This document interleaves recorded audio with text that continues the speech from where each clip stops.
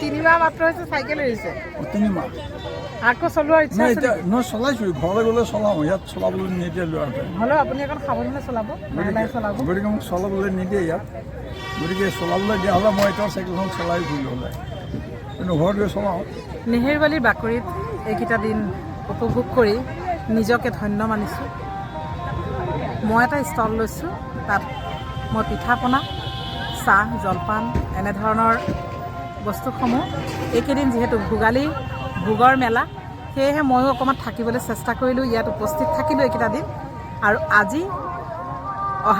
আজি মই লাড়ু পিঠাৰ কম্পিটিশ্যনত ভাগ লৈছিলোঁ নাজানো কপালত কি আছে বিচাৰকসকলে কেনেধৰণে বিচাৰ কৰিছে গোটেই ৰাতি 12টা বজাত ইয়াৰ পৰা বিপণী সামৰি ঘৰলৈ যাওঁ ঘৰত গৈ গোটেই ৰাতি 5টাকৈ 10 ৰকমৰ পিঠা মই অতি সোনকালে কৰি মই 10 ৰকমৰ পিঠা বনাওঁ তাৰ লগতে মই কমেও 80-90টা তিল পিঠাও ভাজোঁ তাৰপিছত ৰাতিপুৱাই উঠি সকলো কাম কাজ কৰি গোসাঁই ঘৰৰ কাম কৰি ইয়ালৈ সকলোখিনি সজাই পৰাই লৈ আহি মই এই আজিৰ যিটো কম্পিটিশ্যন হৈছে লাড়ু পিঠা তাত মই অংশগ্ৰহণ কৰোঁ আৰু অংশগ্ৰহণৰ শেষত সকলোখিনি পিঠা পনা সকলোৱে ভগাই জিগাই খালে এটা পাটিচাপ্টা বাচিছিলে মৰমৰ খুৰাক পাটিচাপ্টাটো দিলোঁ আৰু খুৰাৰ লগত অলপ সময় কথা পাতিলোঁ খুৰাৰ পৰা খুৰাৰ জীৱনৰ অভিজ্ঞতা জানিলোঁ খুৰাৰ এতিয়া 87 ইয়াৰ্ছ মাত্ৰ 3 মাহ হৈছে তেখেতে চাইকেল এৰিছে কিন্তু তেখেতৰ মনত হাবিয়াস পুৰা আছে আকৌ চাইকেল চলাব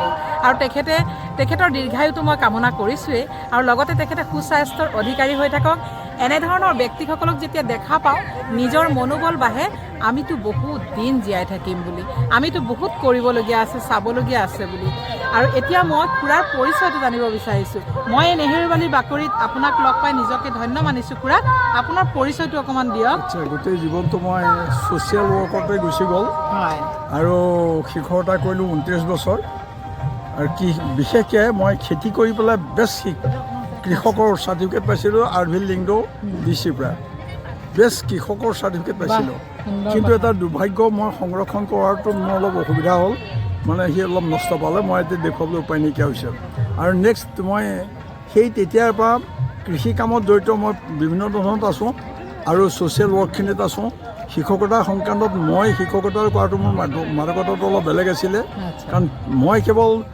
থিয়ৰী নিদিওঁ প্ৰেক্টিকেলি চব শিক্ষা দিওঁ মানে সমাজ অধ্যয়নৰ পৰা আৰম্ভ কৰি চব প্ৰেক্টিকেলি মোৰ শিক্ষা দিয়া প্ৰচেছ আছিলে মোৰ ছাত্ৰ ছাত্ৰীবিলাকে এতিয়াও কয় যে আপুনি আমাক যিখিনি শিক্ষা দিলে সেই শিক্ষা এতিয়া আমি ক'তো দেখা নাই ক'তো পোৱা নাই যেনে মই কেতিয়াবা এনেকুৱা হয় থিয়ৰিতে থাকি যায় প্ৰেক্টিকেলেহে মানুহক আগুৱাই লৈ যায় মই পানী ফিল্ট্ৰেশ্যন কৰি দেখুৱাইছোঁ মানে ফুলত কি পখিলা আহে তাক মই ফুলৰ ফুলনিৰ মাজেদি দেখুৱাইছোঁ মই এনেকুৱা খুব প্ৰেক্টিকেলি দেখুৱাই আহিছোঁ আৰু এতিয়াও মানে মোৰ জীৱনত প্ৰায় অন্ততঃ খুব কমেও 20 লাখমান মই গছপুলি ৰুইছোঁ আৰু তাৰ ভিতৰত এতিয়া মানে হেৰিয়াত এই যে আমাৰ মেডিকেল কলেজত 2000মান পুলি ৰুইছিলোঁ কিন্তু প্ৰিন্সিপালৰ অমনোযোগিতাৰ কাৰণে পুলিখিনি প্ৰায় নষ্ট হ'ল মোৰ এতিয়া অলপ পুলি বাচি আছে গতিকে এই জীৱনটোত মই ঠিক তাকেই কৰি আহি আছোঁ আৰু এতিয়া মানে ছ'চিয়েলৰ মাজত থাকি যে তোমালোকৰ নিচিনা মানুহখিনিক পাইছোঁ মানে ভাল লাগিছে এইটোহে যাতে তোমালোকৰ নিচিনা মানুহখিনিয়ে আমাৰ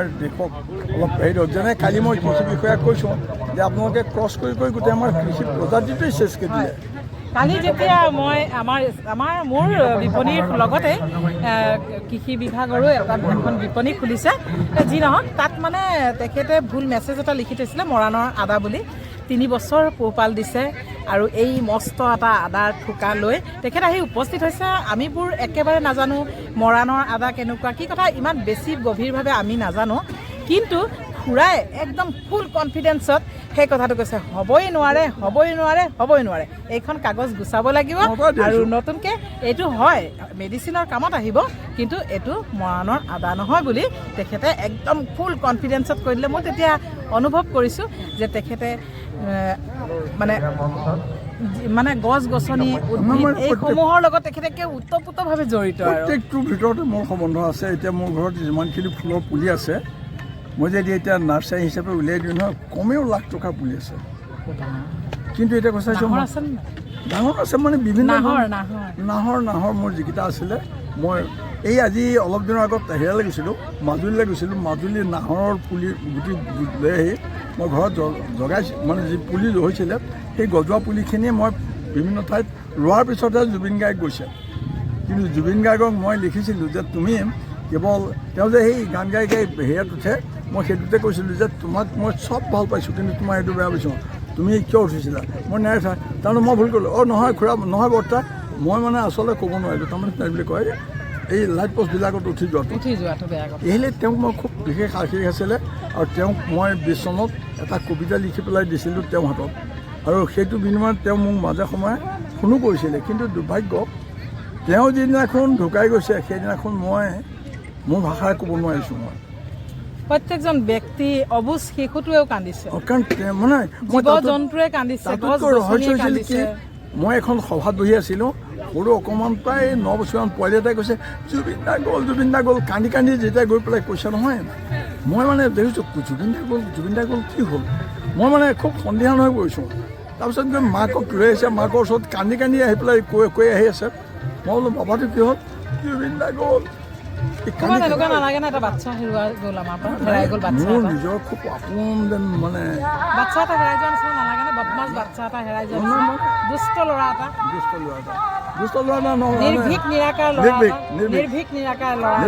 নিৰ্ভীক এটা ল'ৰা আমি হেৰুৱাই দিলোঁ। আৰু তাক তোমালোকক ভাবি কৈছোঁ, তাক অত্যাচাৰ কৰি মৰালে, তাক অত্যাচাৰ কৰি মাৰিলে। কাৰণ আচলতে সি আৰু বহুত কিবা কিবি কৰিব পাৰিলেহেঁতেন। তেওঁৰ সৃষ্টি বহুত আছিলে, তেওঁৰ বহুত মানে নিৰ্ভীকতাটো মই সদায় ভাল পাইছিলোঁ। আৰু তেওঁ মানে মোক মানে সেই সংক্ৰান্তত মই তেওঁ ক'ৰবাত শ্ব' বুলি ক'লে মই পাই যাওঁ। কিন্তু কথা হ'ল কি, তেওঁৰ নিৰ্ভীকতাটো এইটোৱে আছিলে যে স্পষ্ট কয় যে এইবাৰ আমুক নকৰিবা, আমুক নিদিবা, কোনো জাতৰ মানুহ নাই, আমি মানুহ এটা। এই নিৰ্ভীকতাটো সদায় ভাল পাইছিলোঁ, আৰু মই সেই নিৰ্ভীকতাটোৰ ওপৰতে মই মানে তেওঁলোকক কৈ পাওঁ সদায় আশীৰ্বাদ কৰিব, সততাৰ মাজেৰে যাতে জীয়াই থাকিব আৰু পাৰোঁ, আমাৰ মুখত ভাল কাম যাতে কৰিব পাৰোঁ। মানে আমি ঈশ্বৰক বিশ্বাস কৰিব লাগিব আৰু সৎ কামখিনি কৰিব লাগিব। আৰু এটা ডাঙৰ বস্তু এটা আছে কি, খাদ্যটো আমি সদায় নিজৰ সৰু সন্তানক ব্যৱহাৰ কৰিব লাগিব। এতিয়া মই তোমাক এইখিনিতে অকণমান কথা এটা সুধোঁ, তোমাৰ পৰিয়াল কিমান? আৰু কিমান ডাঙৰ হ'ল? তেওঁ গ্ৰেজুৱেশ্যন কমপ্লিট কৰিলে ফিজিক্সত মেজৰ লৈ পেলাই। মই আজি তোমালোকক দুখেৰে কৈছোঁ দেই, মোৰ জাতিটোৰ অস্তিত্বটোৰ সংক্ৰামত আমি এইখিনিতে আমি অলপ পিছ পৰি গৈ আছোঁ। মোৰ জাতিটো জীয়াই ৰাখিবলৈ কষ্ট হৈ আছে নেকি? ৰ'দত কথা পাতি আছে। অকণমান কষ্ট নাই পোৱা, মই কিন্তু যাওঁ আমোদেই পাইছোঁ। তাতোতকৈ এতিয়া ভাল লাগিছে। মই কওঁ যে এই অনুষ্ঠানটোলৈ মই কিয় আহিছোঁ, কেনেকৈ আহিছোঁ, কি পাইছোঁ, সেইটো কাকো ক'ব নোৱাৰোঁ। কিন্তু মানে বগীতৰা আৰু কলিমন এই দুয়োটা মোৰ লগত থাকে, অৰ্থাৎ মোৰ পেন আৰু কাগজটো মোৰ লগত থাকে। মই জীৱনত 62 পৰাই মই ডায়েৰী লিখিছোঁ। জীৱনত বগীমন হ'ল মোৰ কাগজখন, আৰু মানে কলিমন হ'ল মোৰ পেনটো। আৰু মোৰ সদায় চিয়াহীটো ক'লা, মোৰ কোনো কাৰণতে বেলেগ চিয়াহী নহয়, ক'লা চিয়াহী। আৰু এই চিয়াহীটো মোৰ সদায় লগত থাকে। মই এতিয়াও কিবা এটা লিখোঁ, মানে কিবা এটা কওঁ, মই আজি যে আছোঁ, আজি ইয়াত কিবা এটা সৃষ্টি হ'ব। মানে প্ৰতিদিনেই মই কিবা এটা লাইন ছন্দ হ'লেও মই তৈয়াৰ কৰোঁ মানে। কিন্তু এতিয়া মোৰ 6খন-7খন কিতাপ উন্মোচিত হ'ল, আৰু বহুত আছে এইবিলাক পইচা নাই উন্মোচন কৰিবলৈ। কাৰণ বছৰত আপোনাৰ নামটো নক'লেই নহয়। মোৰ নামটো শ্ৰী পুনিয়াম শইকীয়া আছিলে। মোৰ ঘৰ তুলসীমুখত আছিলে।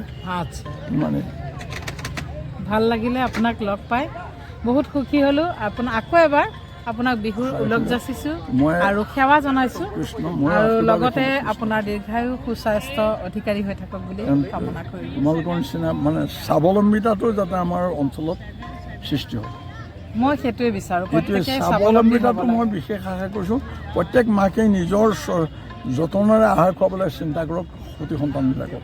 মই খুৰা, মোৰ মনৰ ধাৰণা যে মোৰ দেউতাৰ নাম লৈ লৈ জীৱনটো মই জীয়াই থাকিব নিবিচাৰোঁ, মোৰ স্বামীৰ নাম লৈ লৈ মই জীৱনটো জীয়াই থাকিব নিবিচাৰোঁ, মোৰ সন্তানৰ নাম লৈ জীৱনটো জীয়াই থাকিব নিবিচাৰোঁ। মোৰ নিজৰ এটা নাম আছে, সেই নামটোক মই আগবঢ়াই লৈ যাব। নিজৰ কৰ্ম, যিখিনি নিজ কৰ্ম কৰি যাব লাগে, সেইকাৰণে ওলাই আহিছোঁ। নিজ কৰ্ম পেটৰ তাৰণাত ওলাই অহা নাই, সঁচা কথা যিটো। এইটো পেটৰ হয়। এতিয়া তুমি বোধ কৰিছোঁ দেখিছা, মই কোনো কাৰোবাৰ ছাপ্ৰেছত মই যিটো সত্য তাৰ কাৰণে মই যুঁজ কৰিম। আৰু যুঁজ কৰি মই কালি 2টা বস্তু সলনি কৰিছোঁ, 2টা বস্তু সলনিকৈ দিছোঁ। আৰু মই দিয়ক লগ পাবলৈ বিচাৰিছিলোঁ, কাৰণ কৃষি এতিয়া তেওঁলোকক মই কালি কৈছোঁ যে আপোনালোকে আমাৰ গোটেই কৃষি প্ৰজাতিটোক চেচকৈ দিলে, ক্ৰছ কৰি গোটেইখিনি চেচকৈ দিলে। এতিয়া মানুহে পিয়ৰ বস্তুবিলাক পাবলৈ নাই, নাইকিয়া হৈ গ'ল। এতিয়া তোমাৰ সৃষ্টি কৰা অধিকাৰটো এতিয়া ৰ'দ বহুত, আপুনি অকণ বিশ্ৰাম কৰকগৈ, কোনোবা কাৰ্যালয়ত গৈ পেলাই আপুনি অকণ বিশ্ৰাম কৰক, পানী খাওক, খুব পানী খাব। এতিয়া গৈ আপোনাৰ পিয়াহ লাগিছে। সংগীত শুনিম। অঁ, আৰু সেইটোৱে ক'ব বিচাৰিছোঁ, মই যেতিয়া নিসংগতা অনুভৱ কৰোঁ, নিসংগতাৰ কোনো বয়স নাথাকে। নিসংগতা মানুহক বৰ বেয়া বস্তু, কিন্তু সেইটো সময়ত আপুনি যেনেকৈ ক'লে আপোনাৰ বগীদৈ আৰু কলিমাইক লৈ পেলাই থাকে, তেনেকৈ মই সংগীতৰ মাজত জীয়াই থাকোঁ। সেইটো আৰু ভাল, সংগীতৰ মাজত সেইটো আৰু জীয়াই থাকিব বিচাৰোঁ। মই প্ৰতিটো মুহূৰ্ততে মই এটা কলিকে গাই দিছোঁ আপোনাৰ ওচৰত আজি।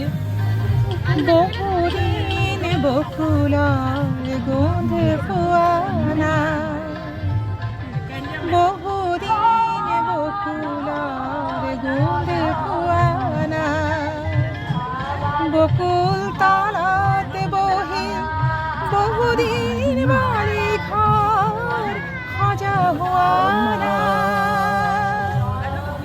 বহুদিন বকুলৰ মালা গঠা দীৰ্ঘায়ু হ'ব। বৰ ভাল লাগিলে। আজিৰ দিনটোৱে সফল দিন বুলি ভাবিছোঁ। আজি এই মুহূৰ্তটো সফল মুহূৰ্ত বুলি ভাবিছোঁ। প্ৰত্যেক ব্যক্তিকে কৈছোঁ হাঁহি থাকা আৰু হাঁহি যাবলৈ চিন্তা কৰা। মই আজি বৰ সফল বুলি অনুভৱ কৰিছোঁ। মানে এই সফলতাটো আপোনাক লগ পাম কোনো এখন মঞ্চত, এই সফলতাটো এই মানে আজি সামৰণি মাৰিছোঁ, কিন্তু এইটো বৰ সফল দিন বুলি আজি অনুভৱ কৰিছোঁ। আশীৰ্বাদ কৰিব জীৱনত যাতে কিবা এটা এনেকেই কৰি গৈ থাকিব পাৰোঁ, ভাল কিবা এটা লৈ পৃথিৱীৰ পৰা যাব পাৰোঁ, ভাল কিবা এটা দি যাতে পৃথিৱীৰ পৰা যাব। মানে লৈতো যাব নোৱাৰোঁ, কিন্তু যিমান পাৰিছোঁ চেষ্টা কৰিছোঁ যে কিবা এটা থাকক। লৈ যাব পাৰিম, আমি লৈ যাব পাৰিম। আমাৰ লগত মই লৈ যাব পাৰিম মানে এতিয়া 1 মিনিট, মোৰ নিজৰ চকুকেইটা দান দি থৈছোঁ, মোৰ নিজৰ যকৃতটো দান দি থৈছোঁ, আৰু শেষত মই গোটেই বডিটোৱে দান দি দিলোঁ মই মেডিকেলত। আচ্ছা, বিৰাট মহান কাম কৰিছে। মই প্ৰথম চকু দুটা দান দিছিলোঁ, তাৰপিছত গৈ যকৃতটো, তাৰপিছত গৈ দেখিলোঁ যে নহয়, মই গোটেই বডিটোকে দান দি দিলোঁ। ধন্য ধন্য ধন্য। আপোনাক যিমান শুনিছোঁ সিমান নতুন লাগিছে। গতিকে এনেকেই ভালে থাকক। আৰু চেষ্টা সেইটোৱে। আৰু এতিয়া মানে চিন্তা কৰিছে আপুনি আৰু অলপ সৃষ্টি চাই যাওক। নহয়, এই মাত্ৰ যদি যাওঁ নহয়, 2টা প্ৰাণীয়ে উপকৃত হ'ব। এটা যকৃতৰ অভাৱত বহুত প্ৰাণী মৰিছে, দৃষ্টিৰ অভাৱত বহুতে মানে আবাদ হৈ খাইছে। মই আশা কৰিছোঁ মই যদি এতিয়াই যাওঁ, তেতিয়া মোৰ অন্ততঃ এই দৃষ্টিটোৱে কোনোবা এজনে কিবা এটা দৰ্শন পাব। মই কিন্তু এইটো আশা কৰিছোঁ দেই।